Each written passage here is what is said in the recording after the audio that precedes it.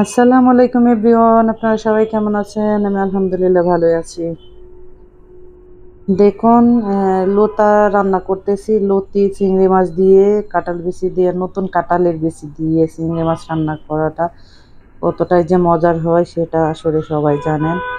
আমার খুবই ইচ্ছে হচ্ছিল লতি দিয়ে, চিংড়ি মাছ দিয়ে, কাঁঠালের বিচি দিয়ে রান্না করে খাবো। আসলে খুব কষ্ট হয় আসলে লতি রান্না করতে গিয়ে। লতি খেতে খুব ভালো লাগে, একসাথেই মানে খাওয়া যায়, কিন্তু রান্নাটা করতে যে কোটা বাছা করতে যায় অনেক সময় লাগে, এটা সবাই জানে। লতি আবার হাত চুলকায় অনেক। কষ্ট করে আমি প্রায় 1/2 কেজির থেকেও একটু বেশি লতি আমি নিয়ে তারপরে কোটাকুটি করে, তারপরে ধুয়ে ভালো করে, তারপরে আমি এখন মশলা দিয়ে দিলাম। এটা সিম্পল মশলা, আসলে সবাই অনেকেই লতির মধ্যে অনেক কিছুই দিয়ে তারপরে রান্নাটা করে। আমি সেই রকম না, আমি একদম মাছে ভাতে বাঙালি যেরকম মানুষ সেরকম। অনেকে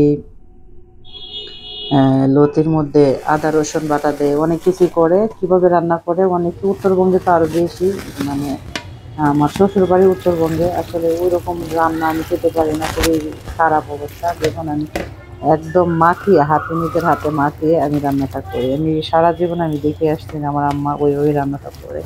আর তারপরেও আমার আম্মার মতো আমি রান্না করতে পারি না। আমার আম্মা আসলে অনেক মতো করে লতি রান্না করে, খুবই ভালো লাগে। তো দেখুন, এর ফাঁকে একটা রূপসাদা মাছ আমি নিয়ে নিলাম, ওটাও ভেজে নিচ্ছি, আমার ছেলে খাবে, তাই এই লতিটা বসিয়ে দিলাম। দেখুন, এখনো হয়নি, আস্তে আস্তে হচ্ছে।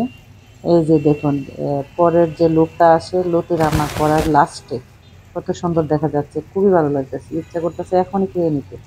খুবই ভালো লাগে গরম ভাতের সাথে এই লতিটা রান্না করে খেলে, কি যে মজা! আরে বলার মতন। আপনারা সবাই ভালো থাকবেন, সুস্থ থাকবেন। আমি একটা নতুন ভিডিও নিয়ে চলে আসলাম। আপনারা ভালো থাকবেন, আমাদের জন্য দোয়া করবেন। আমি আপনাদের জন্য অনেক অনেক দোয়া করি। আপনারা সবাই ভালো থাকবেন, সুস্থ থাকবেন, এই কামনা করছি। আল্লাহ হাফেজ।